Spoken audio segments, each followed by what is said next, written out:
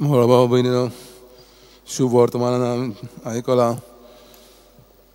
हेरोद आंतिपास हो व्हडल्या हेरोद बादशाहाचो दुसरो पूत आनी हेरोद आंतिपास दारून क्रूर काळजाचो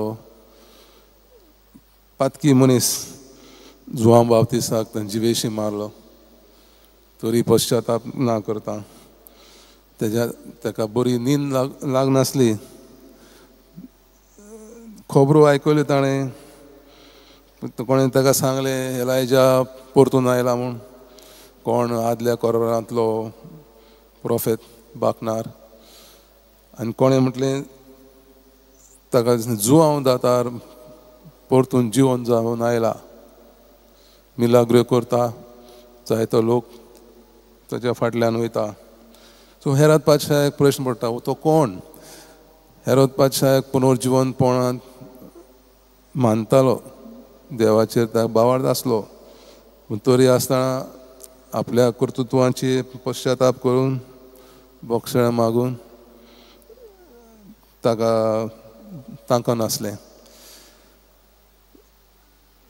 जुआंव बावतिस्त दाताराक ताच्या बायलेन ताका बोनकुणीन घालूंक लायलो आनी ताचे धुवेन ताचें शीस कापून ताका जिवेशी मारूंक सांगलें.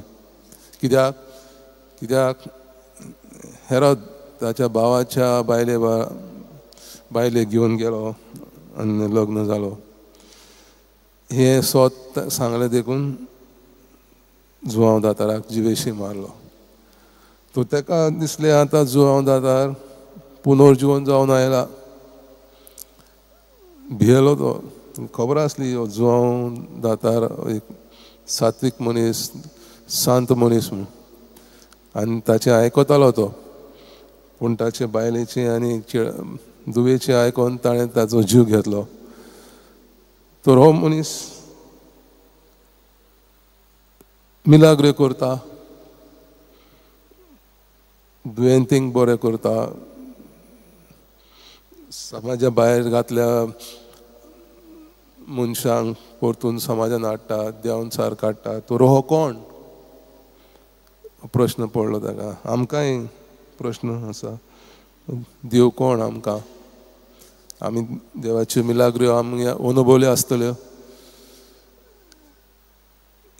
जायतीं बेसांव आमकां मेळ्ळीं आसतलीं, तरी आसतना देव आमकां कोण?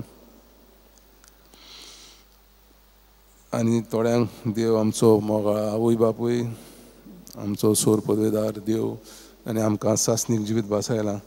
तर हो भावार्थान आमी आमचें जिवीत जियेवलें जाल्यार ह्या संवसारांत सर्गेचें राज बांदूंक आनी सासणीक जिवीत अनुभवूंक आमी वावुरतले.